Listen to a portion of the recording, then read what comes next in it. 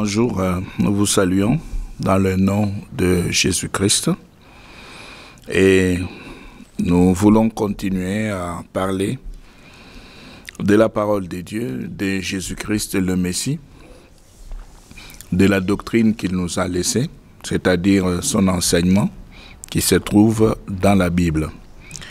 Et aujourd'hui, nous commençons, comme l'autre fois, avec un verset dans Jean, chapitre 8, et le verset 43. Alors, le verset 43 dit, c'est une question que Jésus avait posée, « Pourquoi ne connaissez-vous pas mon langage?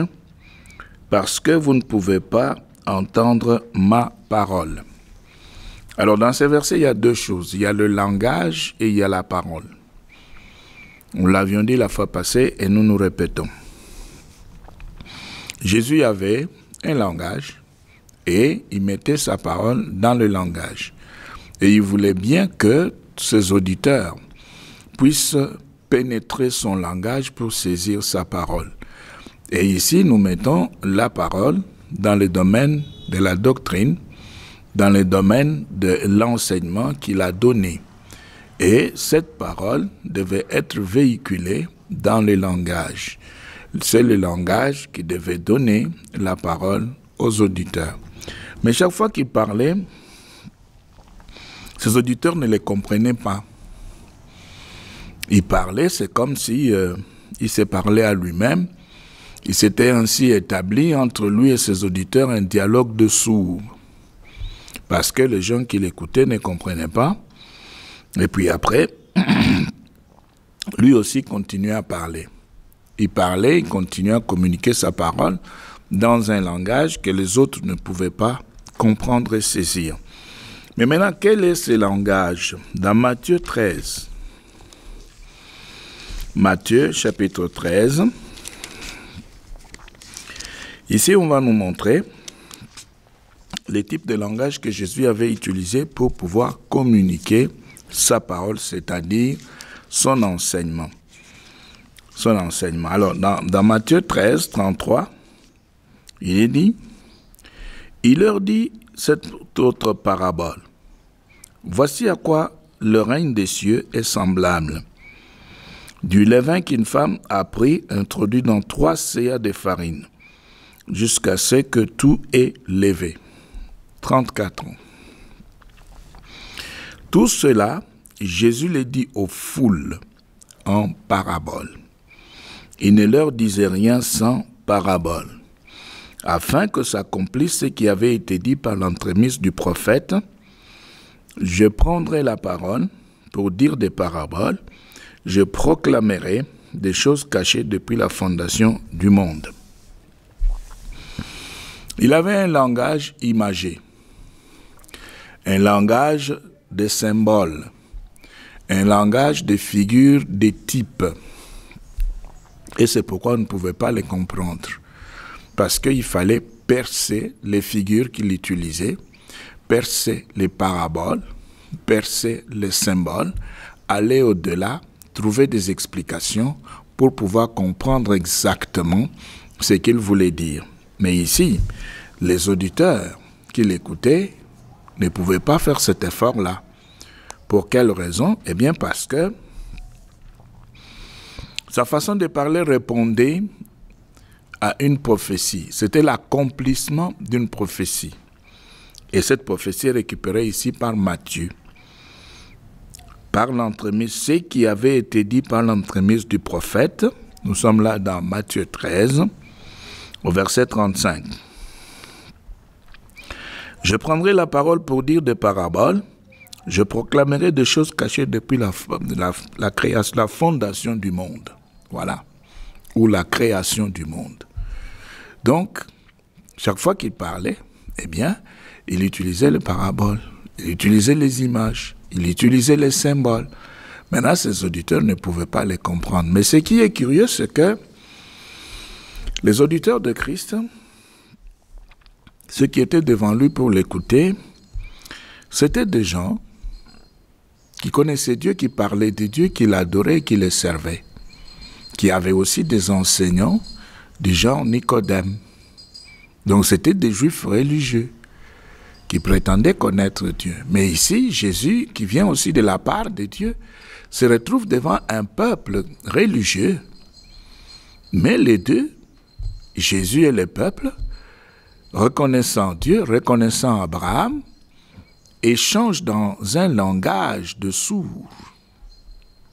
Jésus parle, les Juifs n'arrivent pas à saisir son message et ils préfèrent même les tuer.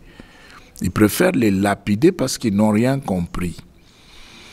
Et Jésus lui parlait aussi de la part de son Père. Il voulait communiquer la parole qu'il avait reçue de la part de son Père. Et c'était aussi pour changer les choses qu'il avait trouvées. Parce que tout cela était déjà dépassé. Le judaïsme était dépassé. C'est pourquoi Christ est venu. Et c'était pour remplacer le judaïsme. C'était pour que le judaïsme, qui était l'ombre, puisse céder la place à la réalité qui était venue avec Christ. Ainsi, les auditeurs étaient dans l'obligation de pouvoir l'écouter pour sortir des choses et aller vers la personne même de Christ. C'est ce qui est dit dans Matthieu 5. Matthieu, nous prenons là, Matthieu 5. Donc, ils étaient obligés d'écouter le Seigneur et en l'écoutant, quitter l'ombre, les symboles. Parce qu'ils étaient accrochés au judaïsme et le judaïsme était considéré par le ciel comme étant l'ombre. Et c'est pourquoi il est dit dans Colossiens, c'est Paul qui parle, il parle de l'ombre de choses à venir. Maintenant, quand Jésus est arrivé, il n'a pas commencé le travail avec les inconvertis, il est allé auprès de ceux-là qui prétendaient connaître Dieu, qui l'adoraient, qui le servaient, qui suivaient ses lois. Il s'est approché d'eux. Il leur parlait pour qu'ils puissent abandonner le judaïsme et qu'ils puissent se retrouver dans les pensées et voies de Dieu. Mais il y avait déjà une prophétie que Jésus devait accomplir.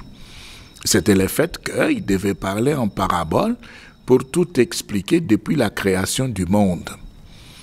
Maintenant, quand il parlait en utilisant les paraboles, eh bien, ses auditeurs n'arrivaient pas à comprendre quoi que ce soit.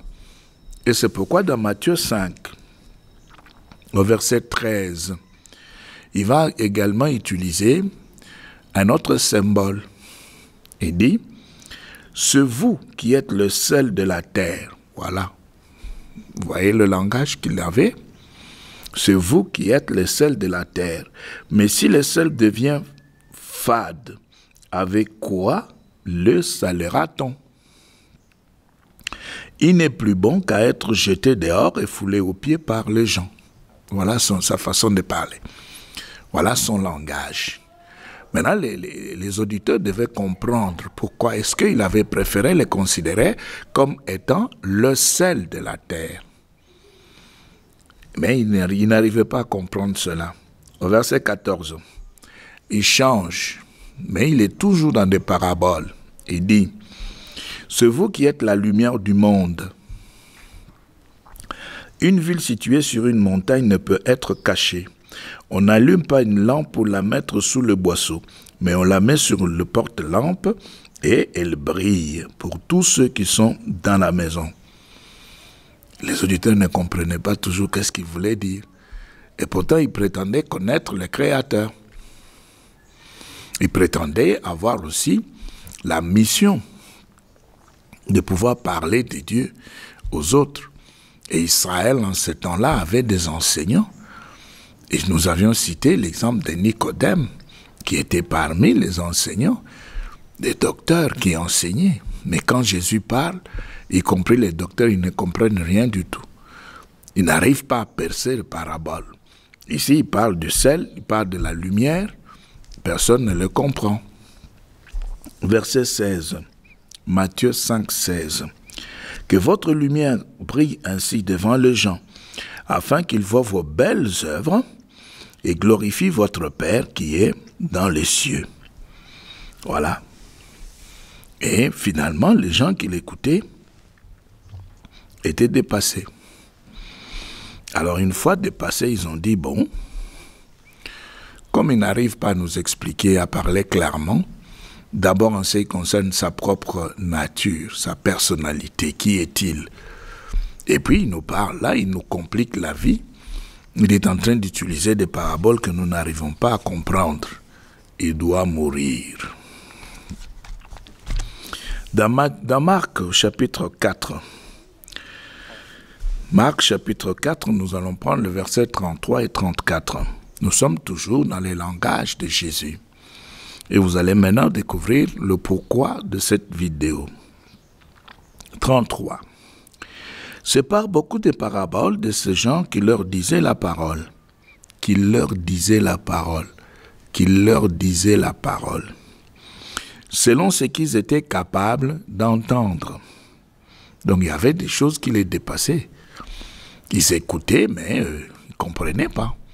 Y compris même les disciples de Jésus, qui se déplaçaient chaque jour avec lui, qui avaient l'habitude de l'écouter, de le voir opérer et de suivre ses enseignements, eh bien, ils ne comprenaient pas. 34. Il ne leur parlait pas sans parabole. Donc, à la foule, chaque fois que Jésus ouvrait la bouche, il parlait toujours en parabole. Et c'est ainsi que son enseignement est parabolique. Son enseignement est dominé des exemples. Maintenant, pour pouvoir découvrir la parole, il faut percer des exemples. Il faut aller au-delà des symboles. Lui-même l'a fait. Écoutez le verset 34 de Marc 4.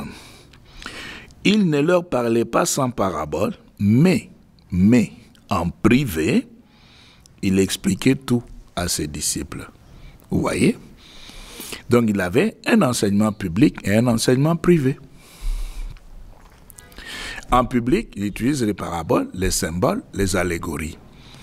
Maintenant, en privé, il donne l'explication de l'enseignement qu'il avait donné en public.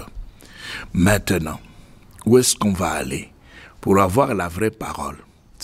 La vraie parole se trouve dans les explications à côté.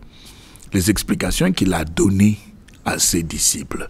Parce que si vous restez dans le texte ou dans le message public, vous êtes dans les paraboles, vous êtes dans les symboles, vous êtes dans les allégories. Maintenant, il faut aller dans les explications qu'il donnait à côté à ses disciples pour comprendre l'enseignement qu'il a donné en public. Et c'est ainsi que nous disons que la véritable parole de Dieu se trouve dans les explications que Jésus était en train de donner à ses disciples à côté. Parce qu'en public, il utilisait les paraboles, les symboles, les images. Alors, maintenant, toujours dans Marc 4, nous rentrons un peu, vous allez voir, au verset 11. Marc 4, nous prenons 11 et 12. On peut même commencer par le verset 10. Marc 4, 10, nous descendons. Lorsqu'il fut à l'écart, vous voyez, lorsqu'il fut à l'écart, ceux qui l'entouraient avec le 12 se mirent à l'interroger sur les paraboles. Ils ont commencé maintenant à lui poser des questions sur les paraboles.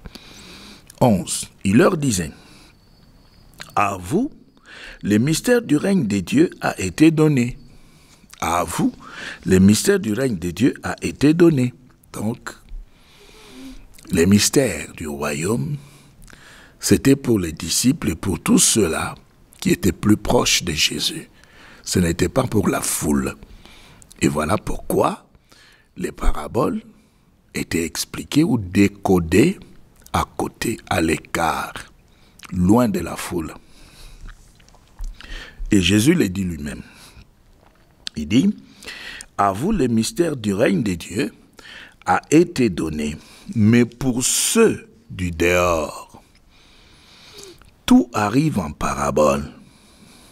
Vous voyez, ceux du dehors, tout arrive en parabole, de sorte que, tout en regardant bien, ils ne voient rien. Et que, tout en entendant bien, ils ne comprennent rien, de peur qu'ils ne fassent demi-tour et qu'il ne leur soit pardonné. Ça, c'est la prophétie qu'il a récupérée. Donc la vraie parole, ce n'est pas cette parole qui a été donnée en parabole devant la foule. Non. La vraie parole, c'est celle qui a été expliquée à l'écart. Et chaque fois qu'il était à l'écart avec ses disciples, c'est alors qu'il revenait, il pouvait revenir sur ce qu'il avait dit en public pour aider et permettre à ses disciples justement de comprendre. Alors, si nous pouvons encore prendre un autre exemple dans Matthieu 13, Matthieu chapitre 13, là où nous étions, nous allons voir un autre exemple un peu plus loin, ce qui s'était passé avec la parabole de l'ivraie. La parabole de l'ivraie, voilà. Nous prenons le verset 36. Le titre ici est donné, Jésus explique la parabole de la mauvaise herbe. Il explique la parabole de la mauvaise herbe, donc de l'ivraie.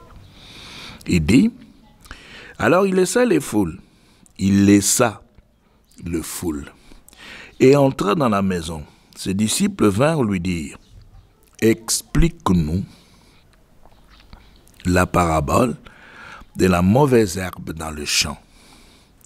Il leur répondit, celui qui sème la bonne sémence, c'est le Fils de l'homme. Les champs, c'est le monde. La bonne sémence, ce sont les fils du royaume. Vous voyez, il dit, la bonne sémence, la bonne sémence, la bonne sémence. Ce n'est pas un bel enseignement, non. Ou une sémence de meilleure qualité, non. Dans la parabole de Christ, la bonne sémence, il le dit lui-même, ce sont les fils du royaume. Et la mauvaise herbe, ce sont les fils du mauvais. L'ennemi qui l'a sémé, c'est le diable. La moisson, c'est la fin du monde. Le moissonneur, ce sont les anges. Voilà. Il explique lui-même. Donc, si nous voulons posséder la vraie doctrine de Christ, son enseignement, eh bien, nous devons prendre les explications qu'il avait l'habitude de donner à ses disciples et à ses proches à l'écart. Et si nous prenons cela, alors nous allons nous retrouver véritablement dans la parole qu'il voulait bien communiquer aux Juifs, et les Juifs ne le comprenaient pas, parce que son langage était compliqué, c'était un langage dominé par les paraboles. Et nous allons aussi voir cela avec Paul, quand il parle d'Agar et de Sarah. Plus loin, Paul dira que ces deux femmes sont deux alliances. Pourquoi? Parce qu'il va rentrer un peu dans la manière de parler de Christ. Alors, nous sommes là au verset 40, dans Matthieu 13. Ainsi, tout comme on arrache la mauvaise herbe pour la jeter au feu, de même en sera-t-il à la fin du monde. Les fils de l'homme enverra ses anges qui arracheront de son royaume toutes les causes de chute et ceux qui font le mal, et ils les jeteront dans la fournaise ardente.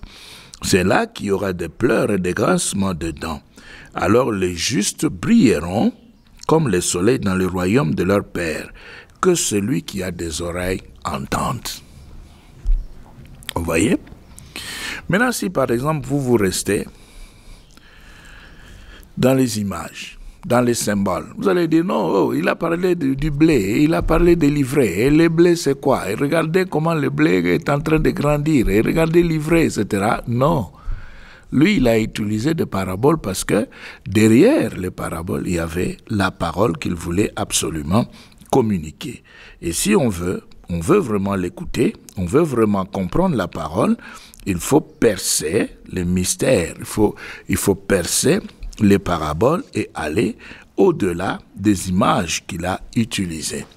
Alors, c'est l'une des raisons pour lesquelles, dans Jean chapitre 6, mais avant de lire Jean 6, nous allons prendre Jean 5.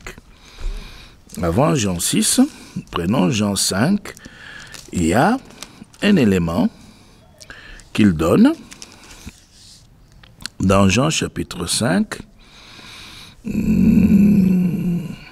au verset 24. Il dit ceci.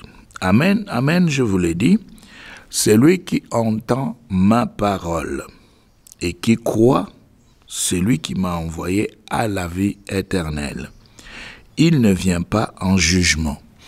Il est passé de la mort à la vie. Maintenant ici, il ne parle pas du langage. Il est en train de parler de la parole qui était véhiculée par le langage, de la parole qui se retrouvait derrière les paraboles, derrière les symboles, derrière les exemples qu'il avait l'habitude d'utiliser. Mais maintenant, si vous restez seulement au niveau des paraboles, des symboles, vous n'avez rien.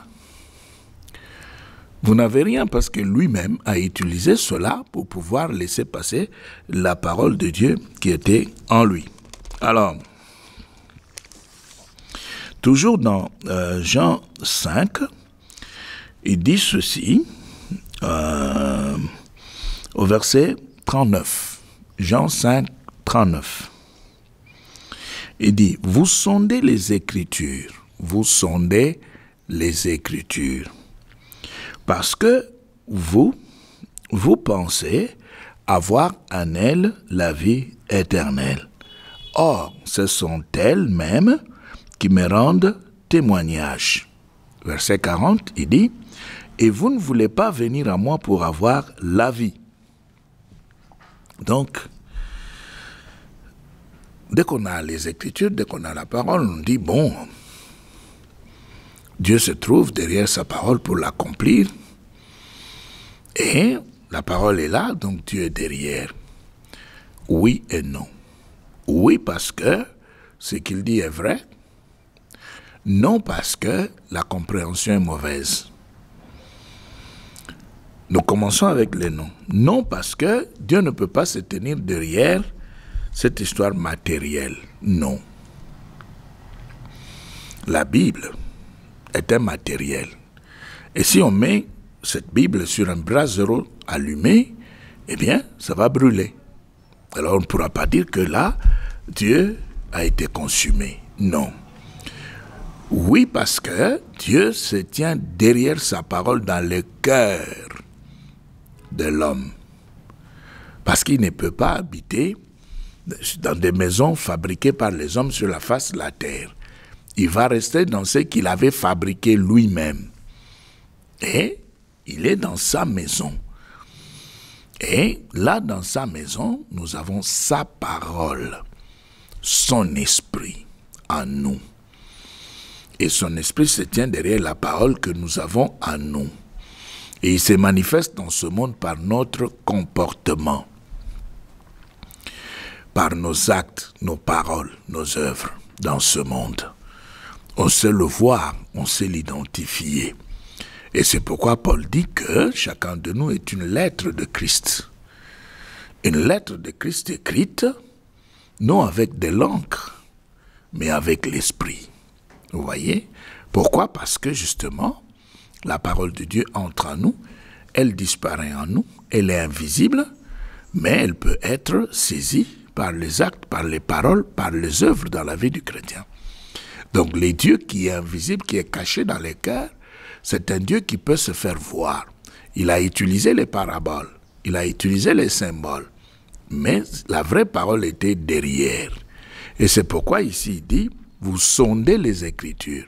Vous pensez trouver dans les Écritures la vie éternelle, mais vous ne voulez pas venir à moi. Donc il fallait ici continuer à l'écouter, percer son langage pour saisir la vraie parole de Dieu, afin de pouvoir avoir la vie. C'est lui, Jésus-Christ, qui est la vie éternelle. Maintenant, il fallait absolument l'écouter. Et c'est ce que ces auditeurs n'arrivaient pas à faire.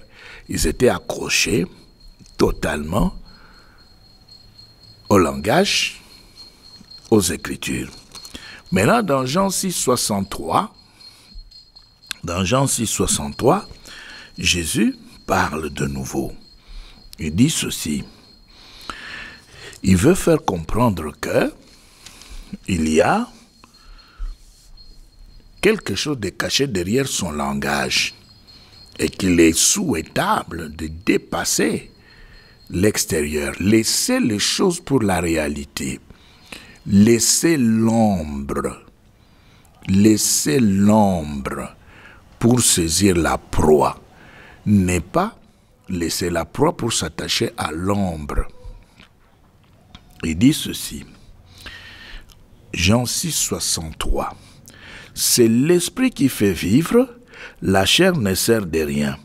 Les paroles que moi je vous ai dites sont esprit et sont vie. Voilà. Sont esprit et sont vie. Ça veut dire que je vous ai parlé, vous m'avez entendu. Mais maintenant, si vous voulez vivre, il faut dépasser ce que vous entendez. Ce que vous entendez peut constituer des objets. Il faut dépasser les objets pour la réalité. Il faut sortir de l'ombre pour la réalité. La vie se trouve dans la réalité, pas dans l'ombre. La vie se trouve dans la parole qui se trouve derrière le langage, pas dans le langage. Et c'est pour cela qu'il était en train d'insister. Et c'est aussi, surtout pour cela, qu'il avait l'habitude de parler en public, d'une certaine manière, et d'expliquer tout ce qu'il venait de dire en public à ses disciples et à ses proches à l'écart. À l'écart, pourquoi? Parce qu'il savait très bien que maintenant, il faut dépasser, percer le langage pour que ceux-là qui étaient plus proches puissent entrer dans la parole et avoir la vie. Ainsi, aujourd'hui, si nous voulons avoir la vie, cherchons à maîtriser toutes les explications que Jésus avait données à ses disciples et à ses proches à l'écart. C'est là où se trouve l'explication des paraboles. Si nous pouvons comprendre les paraboles, tant mieux. Mais si nous ne comprenons pas les paraboles, eh bien, cherchons l'explication. Parce que lui-même, après avoir enseigné, en utilisant des paraboles et des symboles, lui-même, à un moment donné, il prenait le temps d'expliquer et de tout expliquer à ses disciples. Il y a, dans Marc 12, il y a une autre parabole qu'il a utilisée quand il était en train d'enseigner. Et cette parabole nécessitait aussi une explication. Il dit,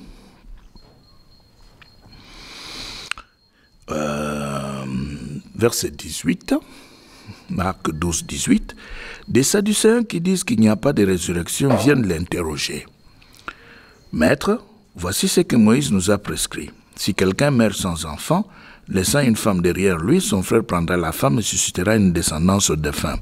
Il y avait 7 frères. Le premier prit femme et mourut sans laisser de descendance. Le deuxième prit la femme et mourut sans laisser de descendance. Il en fut ainsi du troisième, et aucun de 7 ne laissa de descendance. Après eux tous, la femme mourut aussi. Maintenant, il pose la question, la résurrection. Quand ils se relèveront, duquel sera-t-elle la femme? Car les 7 l'ont eue pour femme. Jésus leur dit, 24, voilà pourquoi vous vous égarez. Vous ne comprenez ni les Écritures, ni la puissance de Dieu. Vous voyez? En effet, quand on se relève d'entre les morts, on ne prend ni femme ni mari, mais on est comme des anges dans les cieux. Voilà. Donc, il a parlé, il a utilisé les paraboles et les symboles, il a enseigné, mais son objectif, ce n'était pas de nous laisser dans les paraboles et dans les symboles, mais nous communiquer la véritable parole qui donne la vie. À nous de pouvoir prendre au sérieux les enseignements, les explications qu'il avait l'habitude de donner à ses disciples à l'écart. En les faisant, eh bien, nous allons avoir la vraie parole de Dieu. Que Dieu vous bénisse.